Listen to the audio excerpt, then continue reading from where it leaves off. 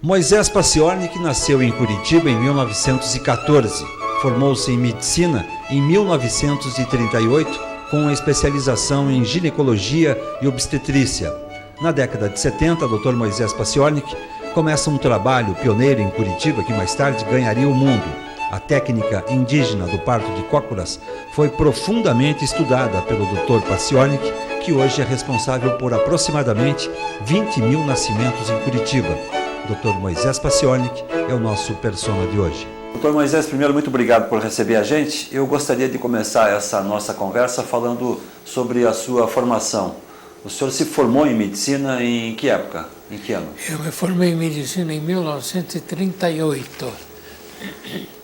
São já mais de 60 anos. E o curso o senhor fez aonde? Eu fiz aqui na Federal, na Faculdade de Medicina da Universidade do Paraná.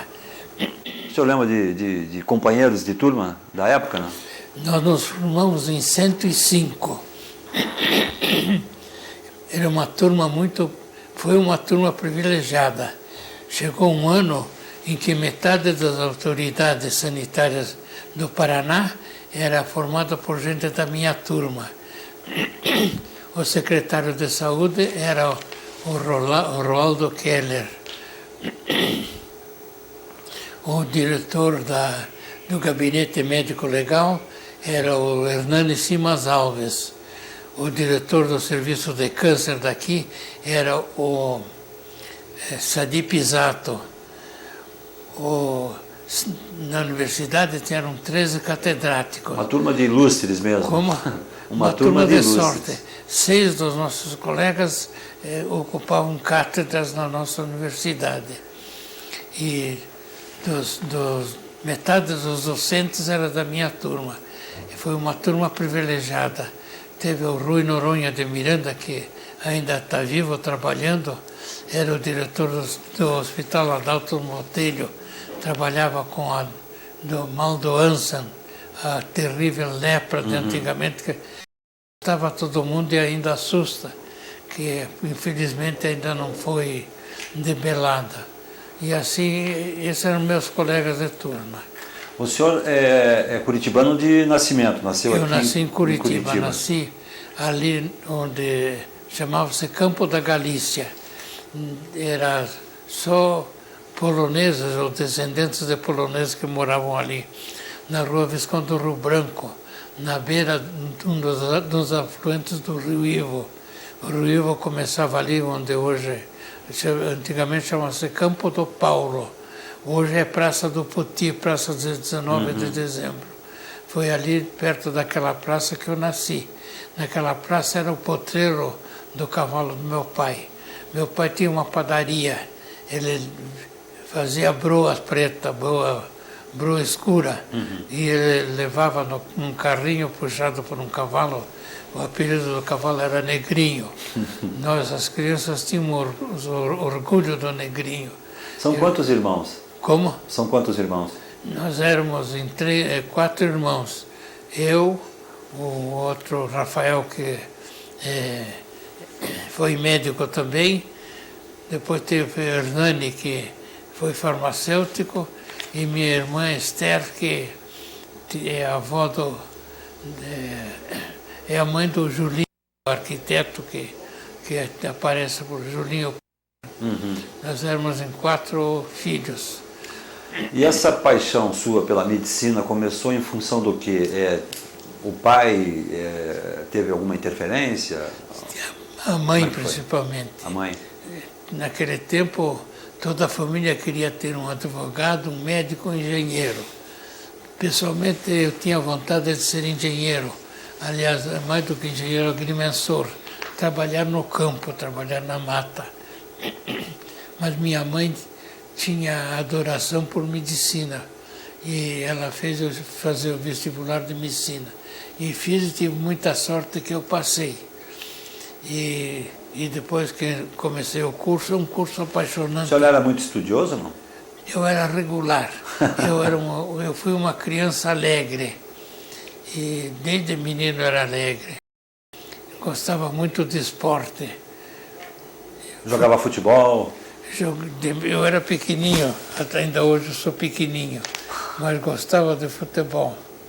E na nossa turma tinha os irmãos Pisatos, o Sadi e o Teodorico Pisato.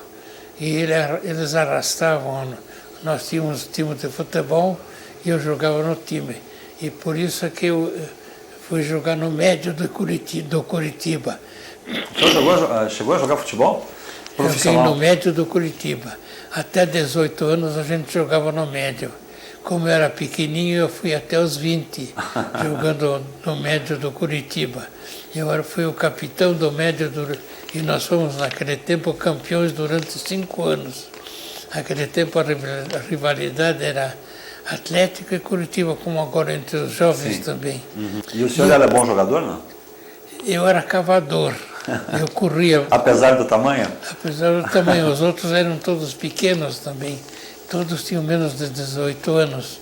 E eu corria bem, tinha resistência, não cansava, então conseguia me manter no clube durante muito tempo. Isso com 18 anos? Até 18, mas como eu era pequeno, eu mentia a idade. Fui até os 20 anos, jogando no Curitiba. Depois, outra coisa foi moda em Curitiba, uma moda forte, o tênis de mesa, o ping-pong. E no ping-pong eu me saía bem, que ali o tamanho não regulava. E nós jogávamos num clube Atlético Curitibano. Tinha o Atlético Paranaense e tinha o Atlético Curitibano. A sede ali na Erva Mate, na rua Augusto Stelfe. E era uma meninada boa. E antes de nós tinha a Liga Católica, o Felício Vieira, que sempre foi campeão. Mas quando entrou o Clube Atlético Curitibano, todos os anos o Atlético Curitibano era campeão. E como eu já era acadêmico naquele tempo, eu também fui o capitão do Clube Atlético Curitibano, que durante 5 anos foi campeão em Curitiba. Depois, na colônia israelita, também fizeram o Macabeus. E o Macabeus, naquele ano que jogou, foi campeão da cidade também, porque o Clube Atlético Paranaense acabou parando, porque os outros clubes todos tiraram jogadores do Atlético, e o Atlético então teve que parar. E com isso eu passei para o Macabeus, e o Macabeus teve sucesso também. Agora, com 18, 20 e poucos anos, o senhor já estudando, não havia conflito entre estudo e esporte, com essa dedicação toda que o senhor tinha com o esporte? Não chegou a passar pela sua cabeça, vou largar os estudos e me dedicar ao esporte? Como todo garoto, né, brasileiro. Na faculdade eu tive muita sorte. Eu passei a faculdade inteira, só tive uma reprovação, mas era o professor Tibiriçá. Ele era professor de anatomia patológica. Ele estudava as doenças nos diversos órgãos.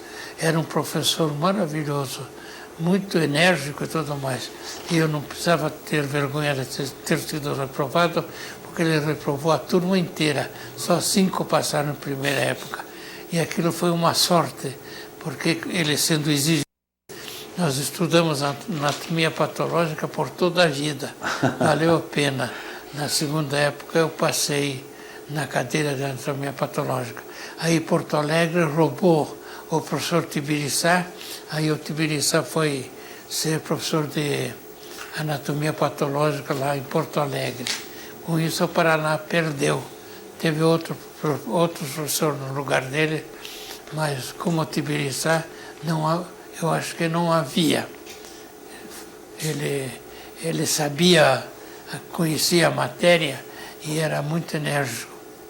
E com isso nós alunos, no tempo dele, lucramos, que até hoje a anatomia patológica nos serve. O senhor nunca teve dúvida sobre essa decisão sua profissional, embora tenha entrado na medicina por um pedido da mãe na época? O senhor nunca teve dúvidas? O senhor sempre quis ser médico? Quem vai para a medicina, depois de algum tempo, se entusiasma e sente que, dando os remédios curam, os doentes melhoram, a confiança do paciente vem para você. Então, eu fui médico com muito entusiasmo e convicção. E esse caminho da obstetrícia, como é que o senhor tomou ele? Naquele tempo, os médicos eram médicos de tudo. Médico de um ou outro era especialista. E todo mundo fazia parto, e eu também queria ser cirurgião. Então eu frequentava sem parar o serviço da Santa Casa. Mas um lugar onde o campo era aberto era no Hospital Vítor do Amaral. Lá os Amarais eram muito bonzinhos e eles nos permitiam frequentar o serviço e assistir parto. E com isso a gente começou a atender parto. E com o tempo eu ganhei fama de bom obstetra, então minha clínica cresceu muito. Cresceu tanto que no Hospital Vítor do Amaral, quase todos os quartos a gente ocupava com os doentes da gente. Isso foi até que um dos colegas mais velhos chegou e achou ruim. Puxa, não dá mais para internar nesse hospital, é só o Moisés que interna, ele ocupa todos os leitos e a gente não tem como trabalhar. Aí, foi nessa hora, naquele minuto, que eu resolvi, então eu vou fazer o meu hospital. Estava vendo essa propriedade aqui na Rua Lourenço Pinto e aí ela ia a leilão. Aí nós conseguimos comprar antes do leilão, pagamos as dívidas do homem que era o proprietário dessa propriedade, e nesse lugar a gente fez um hospitalzinho de 19 leitos. E foi daí que depois apareceu o tal do parto sem dor. Eu me entusiasmei com o tal do parto sem dor e fui aprender o que era o parto sem dor, que era a analgesia caudal contínua. É uma injeção no fim da coluna vertebral e tirava a dor do parto e não interrompia o andamento do parto. Isso foi um sucesso muito grande. E eu fui a Nova York aprender o parto sem dor com o próprio criador do método, que era Robert Hinkson. Ele era um homem muito gentil, nos recebeu, tivemos a oportunidade de estagiar na América, no serviço dele, no John Hopkins Hospital, onde a gente perdeu o medo do parto de fazer anestesia. Então viemos para cá e fazíamos anestesia e fazíamos o parto, porque atualmente a anestesia quem faz é o anestesista, e o médico só faz o parto. Eu fazia as duas coisas, fazia anestesia e fazia o parto. Então o sucesso foi muito grande. E esse nosso hospitalzinho cresceu dos 19 leitos, passou para 45. Essa construção que está aí na Rua Lourenço Pinto. E aí nesse hospital nós moramos dentro do hospital, que eu cuidava, trabalhava dia e noite, sacrificava a família. Na verdade, eles foram sacrificados o tempo todo, que o parto não parava nunca. Era dia e noite parto. E, além disso, havia os chamados para fora. Eu gostava muito do chamado porque aí fazia viagem, enfrentava estradas de barro, pó, barro, a cidade era pequena, o calçamento da cidade terminava ali na rua Saldanha Marinho com o Visconde do Rio Branco. Dali para diante, para o alto da Rua 15, para o Batel, para toda parte, era barro. E eu enfrentava aquele barro com muita disposição. Ia de carroça, quando não ia de carroça, ia a cavalo. Depois, no tempo da guerra, proibiram a venda de gasolina. Então, eu ia de bicicleta atender os partos. E gostava muito, para mim era uma aventura atender um parto. Aí, mais tarde, doutor Moisés, foi na década de 70 que o senhor estuda e se aprofunda na história do parto de cócoras, né, que é um método indígena. Foi em 70. Na década de 70, mais por ou aí, menos.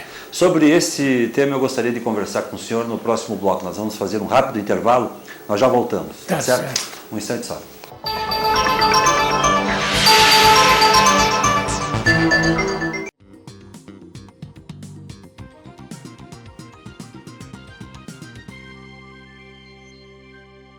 A função desta televisão se concilia perfeitamente com um planejamento calcado na realidade em que hoje vivemos, de tornar a universidade cada vez mais um vetor de desenvolvimento, de progresso, de aperfeiçoamento das relações com a sociedade brasileira. O FPR TV, levando a Universidade Federal até você.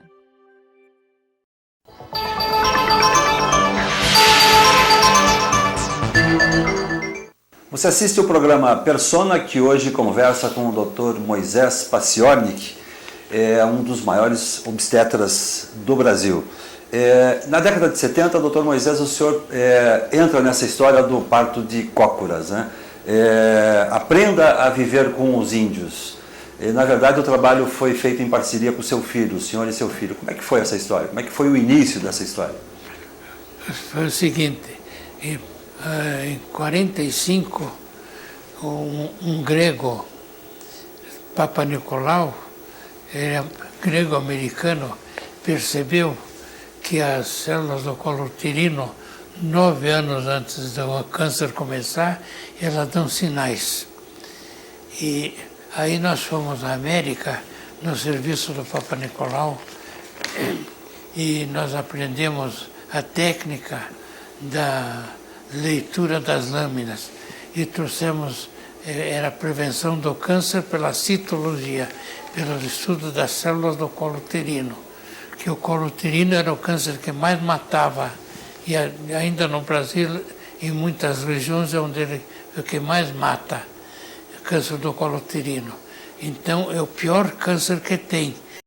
Dá no colo do útero, quando vai para frente, fura a bexiga, a mulher perde urina, vai para trás, fura o intestino, a mulher perde fezes, então sangue, urina, fezes, aquela coisa horrível, mas a dor que o próprio câncer produzia e a vergonha daquele estado, era a pior morte que podia haver, uma morte pelo câncer do colo uterino. E quando ele apareceu, a gente foi aprender e trouxe o material aqui para Curitiba. E aí nós começamos a fazer montamos junto com o Rotary Curitiba Leste um centro de prevenção de câncer, que chamava-se Centro Paranaense de Pesquisas Médicas. Começou em Curitiba. No primeiro mês, apenas 5 mulheres vieram se examinar. O serviço era gratuito. O serviço era nessa casa onde nós estamos agora. Tinha consultório, tinha tudo, e quem atendia não era eu, eram sempre médicas mulheres, que era para atrair as mulheres para os exames. Mas assim mesmo no primeiro mês vieram só 5 mulheres. Elas tinham vergonha de fazer exame ginecológico. Mas a gente persistiu, devagar elas foram vendo que o exame era um exame simples, não doía nada, era feito com todo respeito, e o serviço cresceu. No primeiro ano foram 778 mulheres. Aí nós começamos a fazer prevenção, primeiro aqui na sede, depois nós ganhamos 3 unidades móveis, que eram consultórios que corriam os bairros da cidade, e uma unidade corria os bairros da cidade, parava nas escolas, a gente ia lá, falava para as crianças sobre as coisas horríveis que é o câncer do útero e que tem prevenção. Então as crianças influenciavam as mães para as mães se examinarem. Com isso o serviço cresceu enormemente. Em cada bairro que a gente ia, era um grande número de mães que vinham se examinar.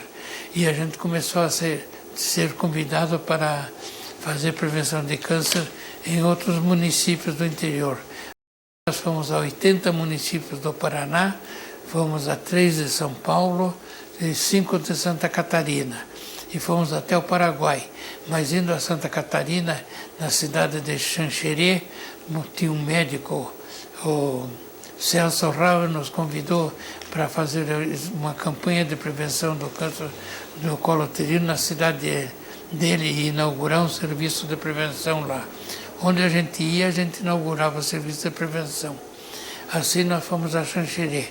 E antes de irmos a Xanxerê, soubemos que naquele município tinha uma reserva índia, Chapecó, na margem do rio Chapecó.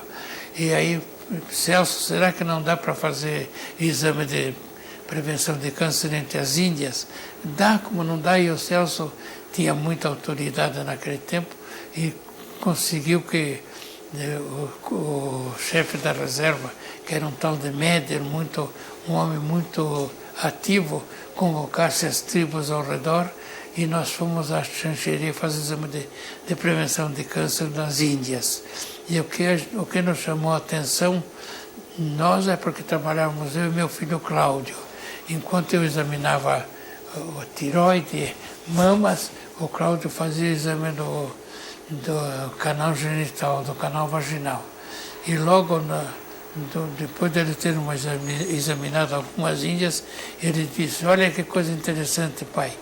As mulheres civilizadas, quando tem, nós sabemos quando a mulher civilizada com 1, 2, 3, 4 filhos, ao atingir a menopausa, 45, 50 anos, 40% delas apresentam graves defeitos para o lado do canal vaginal. Nessa faixa etária aí de 45 a 50 anos. Na mulher civilizada. Sim, nas nossas na branca. mulheres. A bexiga baixa, o útero baixo, perde urina. 40% das mulheres que tiveram filhos na Europa, nos Estados Unidos, quando tosse, perde urina. Então, o Cláudio percebeu índias com 10, 12, 14 filhos que deviam estar todas arrebentadas, todas estragadas, não estavam. E índias novas com 1, 2, 3 filhos já tinham estragos que as índias velhas não tinham. Aí surgiu a pergunta, por quê? E na ficha a gente via que as velhinhas todas tinham tido filhos de cócoras. E as mocinhas estavam sendo atendidas por enfermeira da FUNAI, que deitava, cortava, depois costurava. Então essa enfermeira estava trabalhando conosco. Era enfermeira de muito bom padrão. Então você veja uma coisa, os partos que as índias têm 10, 12, 13, 14 filhos no mato, o canal vaginal delas está bom. E ninguém fez o parto, a mãe, a vizinha, ela teve o parto sozinho e não estragava. Como é que você teve o parto? E você colocava e o nenê saía. E as moças novas eram atendidas pela enfermeira da FUNAI. Então a gente viu a diferença formidável entre os partos que ela atendera muito bem, de acordo com os nossos ensinamentos. Ela atendera muito bem, as mulheres ficavam com defeito. E as índias que tinham filho sozinho na mata de cócoras, não tinham defeito. Então ficou evidente que o que estragava o canal vaginal era o parto. Então viemos para Curitiba, o Cláudio, se é bom para a Índia, é bom para a civilizada. E como foi esse processo, doutor Moisés, de trazer essa cultura indígena à civilização aí ao branco? Foi o Cláudio. Isso deve ter sido uma barreira muito grande na época. Foi uma coisa horrível. Quando o Cláudio começou a fazer o parto de cócoras, a mãe dele, minha mulher, eu ficamos horrorizados. O que é que não vamos falar do filhinho dela? Charlatão, obriga a mulher a ficar nessa posição tão horrível. E o Cláudio não ligou. Depois de 5, 10 partos deles, eu vi que o parto dele era muito melhor que o meu. A mulher tinha o filho, pegava no colo, saía andando, ia para o quarto, no dia seguinte podia ir para casa. Então eu via formidável diferença que havia entre o parto deitado e o parto de cócoras. E daquele momento em diante, aqui no nosso pequeno hospital, nós abolimos o parto deitado. E escrevemos um trabalho, não perturbem o parto índio. A minha ideia foi apenas defender as Índias. Se a Índia tendo filho de parto de cócoras para que obrigar a Índia a ficar de cócoras? Mas o Cláudio introduziu em nosso hospital o parto de cócoras. E daí ele ficou sendo o parto de eleição. E esse trabalho que a gente escreveu, Não Perturbe o Parto Índio, foi notícia no mundo inteiro. Até a revista Time fez um resumo desse trabalho. E a curiosidade em torno do parto de cócoras cresceu. E todo mundo começou a nos convidar para falar sobre o parto de cócoras. Com isso, o parto de cócoras entrou. Mas esse período muito criticado. Esse período de adaptação, as pessoas difícil, compreenderem essa cultura, foi de quanto tempo? Até hoje continua. Até hoje existe um preconceito? Existe oposição médica. Os livros de medicina, alguns eu tenho até aqui, de obstetrícia, condenavam esse modismo que veio só para perturbar a obstetrícia. Mas, na verdade, o parto de cócoras veio para ficar e ele vai ficar. E mesmo com esses números aí, completamente a favor aí de 40% das mulheres brancas na faixa etária de 45 Isso vai entrar a 50 anos. Está entrando devagar já. No mundo inteiro ele está entrando. Agora, até o convite está aí na minha mesa. Veio um convite da Universidade de Berkeley, da Califórnia, para uma reunião a ser realizada na Itália. São médicos do mundo inteiro para falar sobre as vantagens do não uso da cadeira, porque nós achamos que o que estraga o canal vaginal da mulher é o parto, mas nós fomos ao Paraguai. No Paraguai, as índias do Paraguai, guaranis iguais às nossas índias, estão tendo parto deitado por causa do INPS deles lá. E assim mesmo as índias do Paraguai mostram canal genital muito melhor do que as mulheres civilizadas.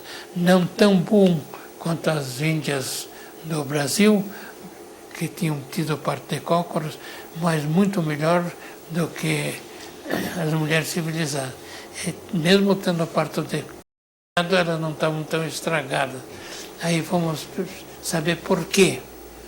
Por que a Índia, tendo parto deitado, não estava tão estragada? Um dos médicos do Paraguai teve uma lembrança, vai ver que é porque as índias não usam cadeira. Na minha cabeça, naquela hora, foi como uma explosão. Eu percebi os malefícios da cadeira.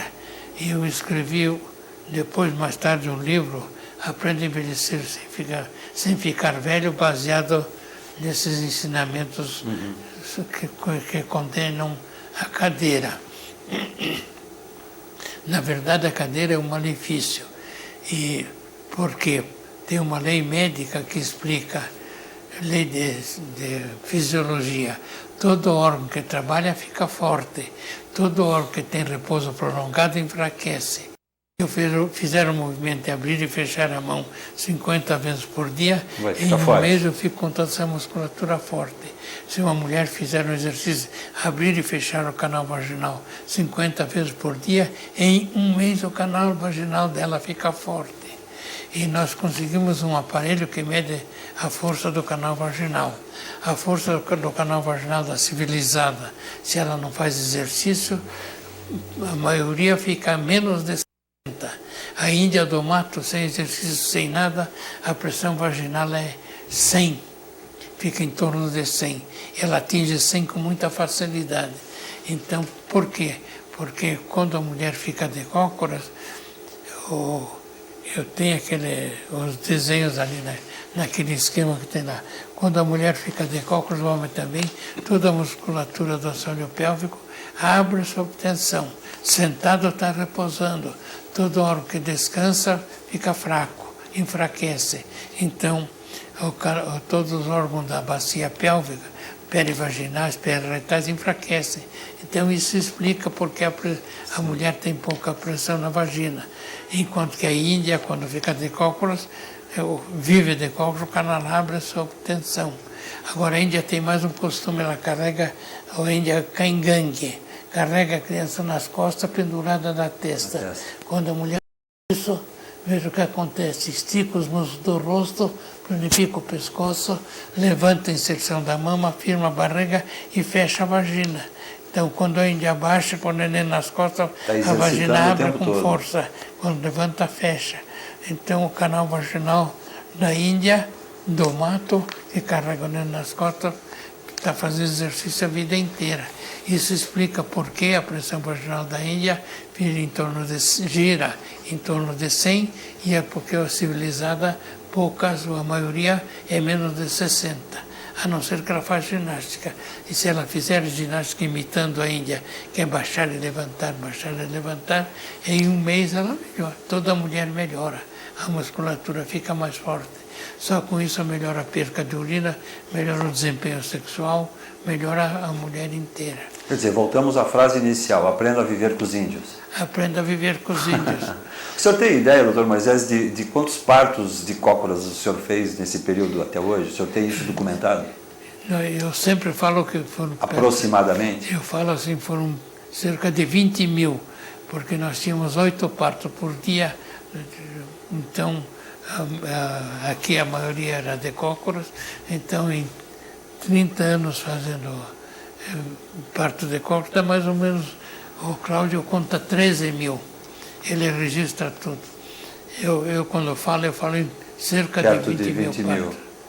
Quer dizer, 20 mil crianças que nasceram pelo parto de cócoras. Tem mais uma coisa, o parto deitado, quando a mulher deita, o canal fica uma subida para cima, estreitada.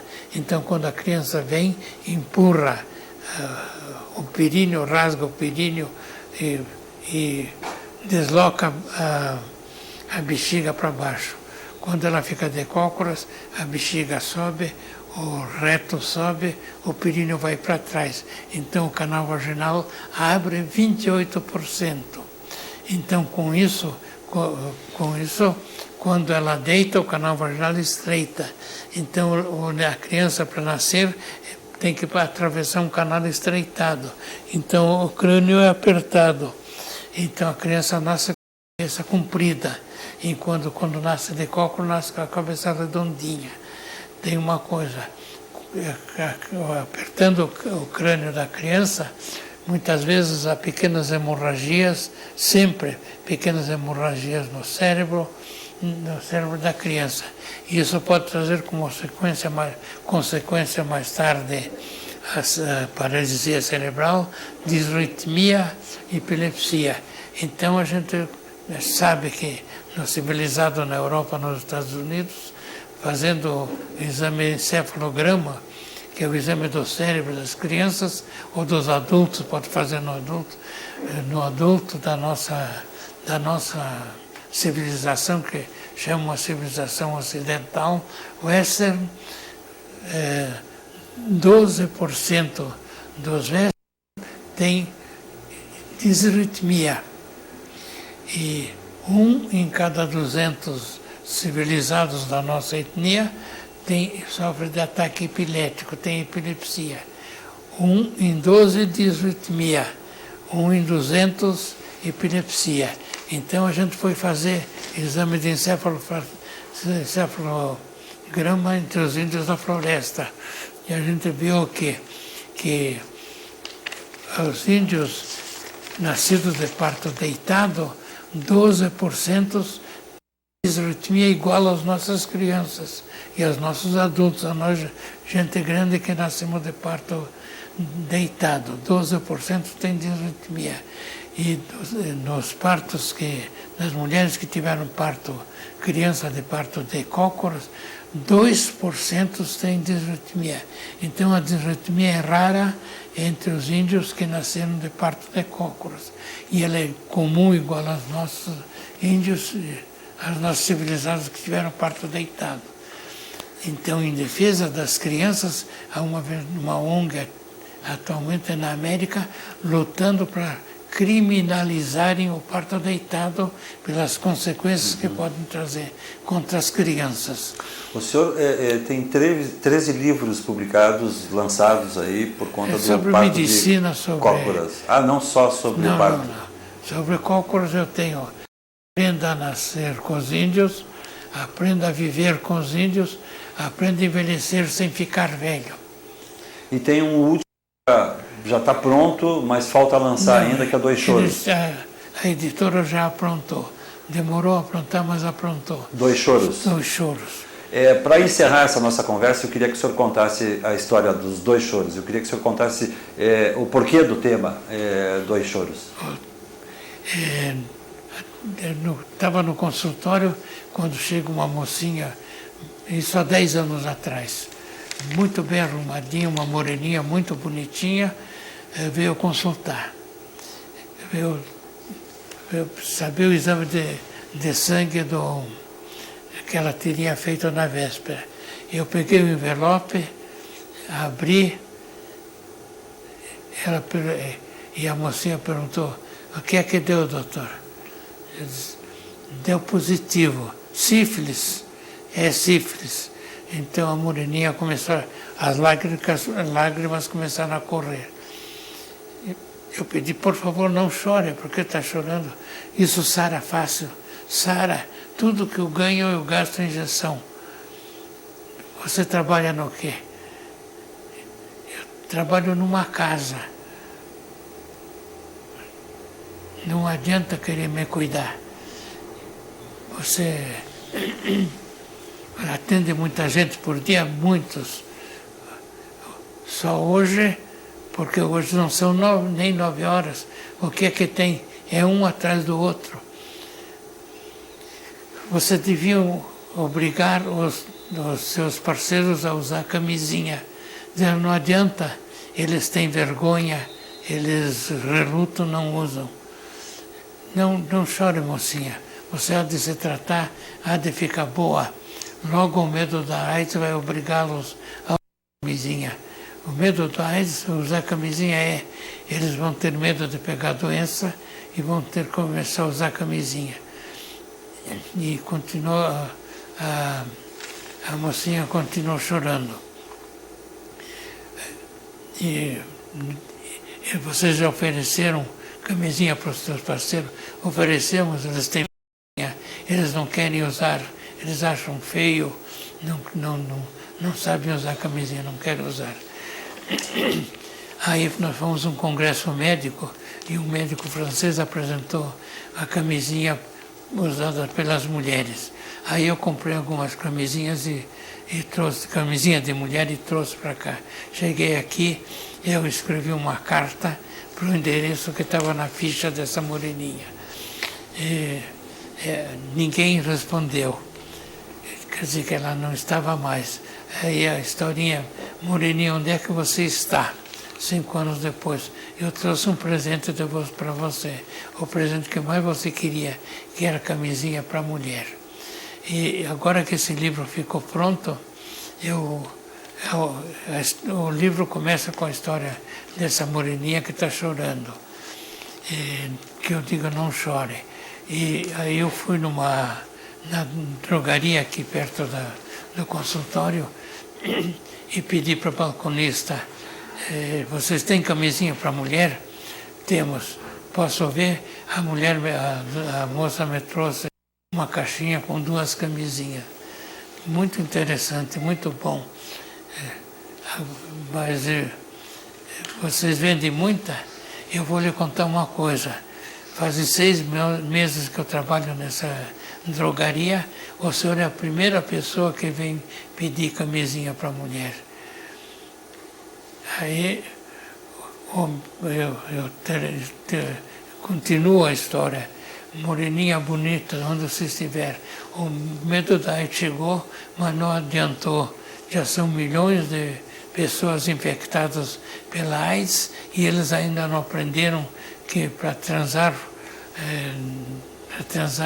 mesmo nos tempos atuais, tem que se proteger, tem que usar camisinha. Então o livro começa com essa morena e termina com essa morena. Então, ok, doutor Moisés, muito obrigado por receber a gente. Quem agradece sou eu. Muito obrigado. A Persona volta com uma nova edição na semana que vem. Até lá.